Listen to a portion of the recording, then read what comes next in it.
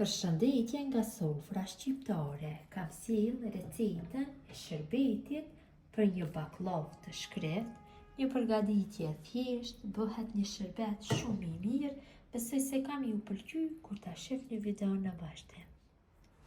Fillojmë me përgatitjen e shërbetit të baklavës. Në një tenxhere në fillim e shtojmë sheqerin.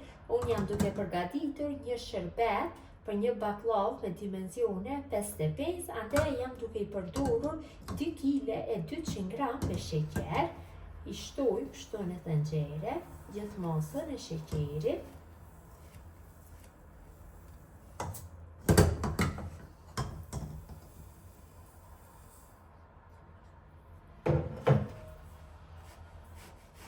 Shtojna 2 vanile sheqeri për aromë.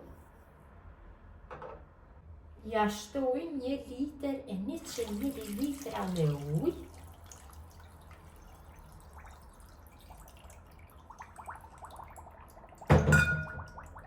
Shtojna dhe 3 lugë gjelle me ujë, 1 litër e 100 dhe 3 lugë gjelle plus. Gjithashtu shtojmë dhe lëngun e gjysmë limonit. Dhe në temperaturë mesatare e zim shërbetin duke e përzier vazhdimisht derisa ai fillon të vlojë. Shërbeti ka filluar që të vlojë, vorrehen fluskat e para, kam përzier vazhdimisht gjë momentin sa ka filluar të vlojë. Tash ulim temperaturën mes tultës dhe të mesmës dhe e zim shërbetin në atë temperaturë për 15 minuta.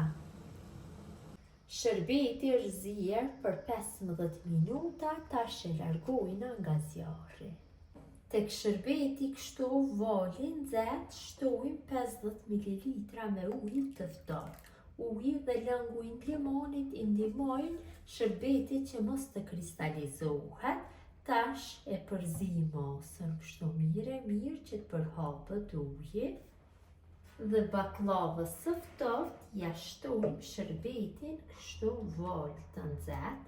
Është një shërbet i cili e bën baklavën të shkret, nuk del e butë baklava nga ky lloj shërbetit, bëhet baklava që shkrihet në gojë. Ja shtojmë kështu gjithë shërbetin dhe e lojmë baklavën që të merr shërbetin për një natë dhe do jetë gati për konsumim. Kjo është motra dashura mënyra se si përgatis unë shërbet për baklavë. Gjithë ju që e përgatisni në këtë mënyrë ju bëft mirë, ju faleminderit që ndoni kohë vazhdimisht për recetat e mia. Urime festa Bajramit, mirëmbëjtje nga sofra shqiptare deri në recetën e radhës.